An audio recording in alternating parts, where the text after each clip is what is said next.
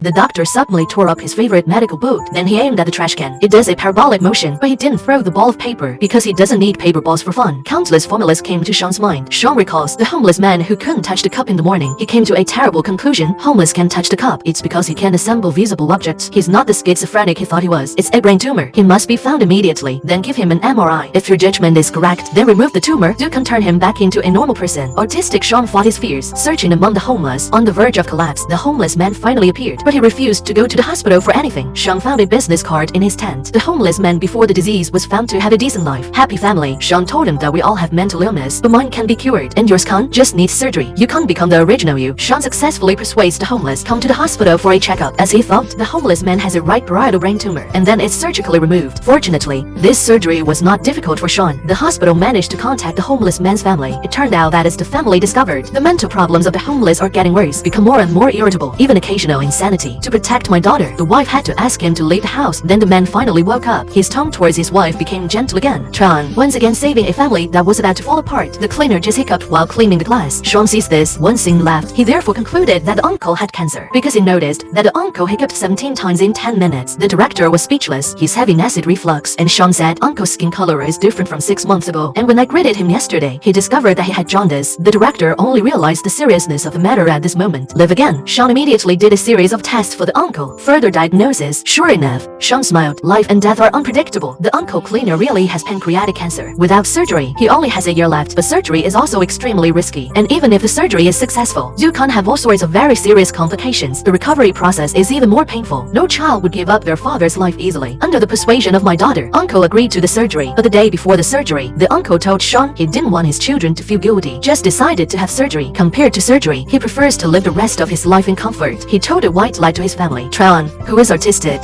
doesn't understand why the surgery didn't go well, but fortunately, it was close to nothing. I learned that my father is okay for the time being. The Bai family wept with joy, but the most worrying thing still happened. Uncle developed disseminated intravascular coagulation. Doctors are racing against Yama, but the situation is getting worse. He even started to get a little shaky at the end. After trying the last resort, his heart stopped beating. His family was devastated by the terrible news. They even end up complaining about each other. You did this to him. I didn't want this. See the people who blame themselves. Sean learned to lie for the first time. Sean told them before the surgery. The uncle said he wanted to have surgery. He wants more time to spend with your family. Hear this. The family finally gave up the grudges in their hearts, hugged tightly. Sometimes when telling the truth doesn't help, lies will no longer be lies. The boy spread his legs and lay on the hospital bed. Like giving birth, he said he had been strong for over 200 hours. Asked the female doctor to find a way to eliminate it for him. The female doctor leaned forward. A drop of blood causes the corpus cavernosum to stiffen. Gland relaxation. The hypoxic blood needs to be drained immediately. Saying that, he took out an 18 centimeters long needle. The boy asked in horror if it hurt. Insert a needle into the muscle. That sure doesn't hurt a person's pain. Holy mother of God, that hurts! Wow! Ah! Ah!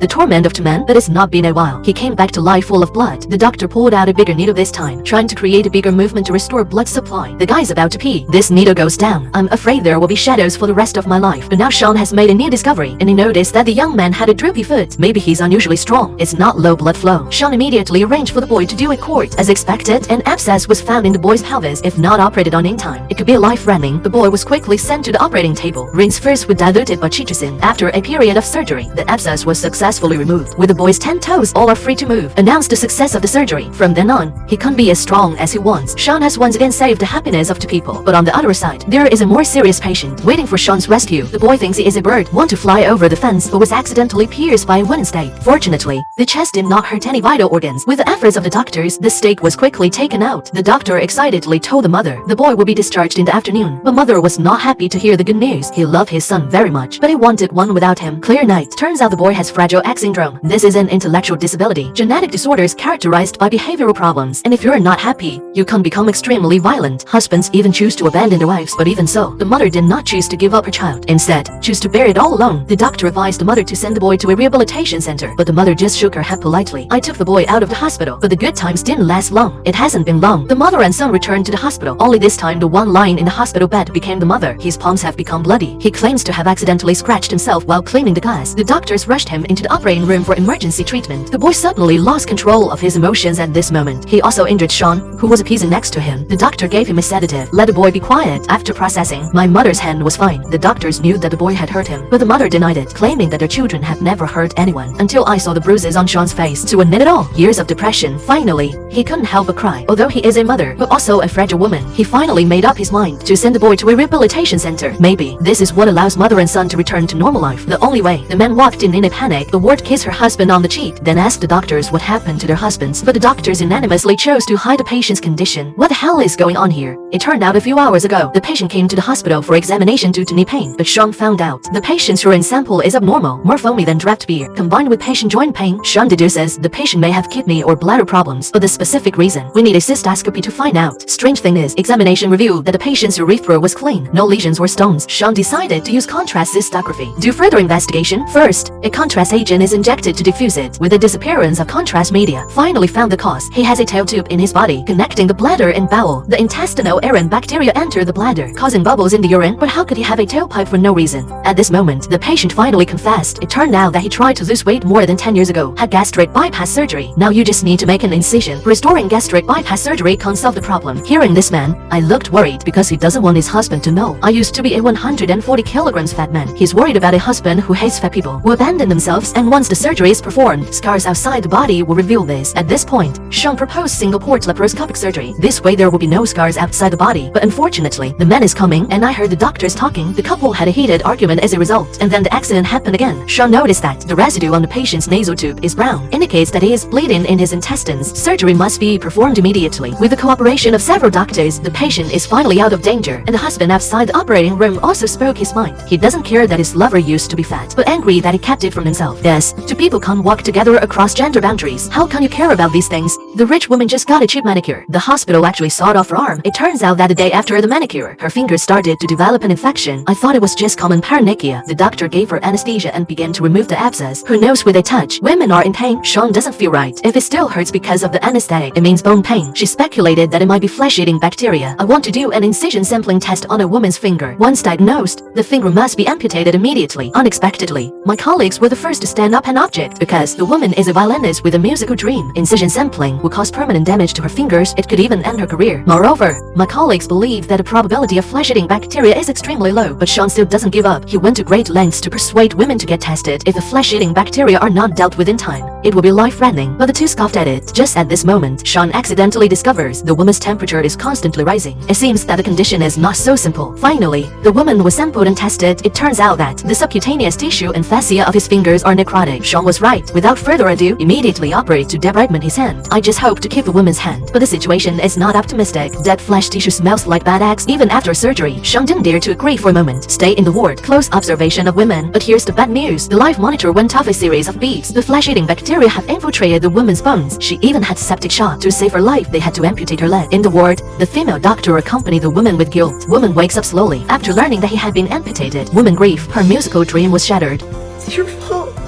Get the hell out. The female doctor also shed tears of remorse. The exposed steel nails on the man's head are particularly conspicuous, but with brain damage. Hair looks light, even teasing to pull out the steel nails. Just put a band-aid on it. But what happened next? But he couldn't calm down. The doctor uses state-of-the-art equipment to give him a 1-second touch, then repeatedly compare the cord, afraid of missing something. Everyone is so nervous that they can't even breathe. After confirming, the doctor pulled out the surgical forceps, slowly approached the anal nail. Let's get you that band-aid. The Bob brother next to him was confused. You can't pull it out at home without spending money. But just finished. The life monitor went off the alarm. There must be other wounds. Sure enough, the man turned over sideways, found a longer steel nail on the rib. Immediately, the man was sent to the operating room for rescue.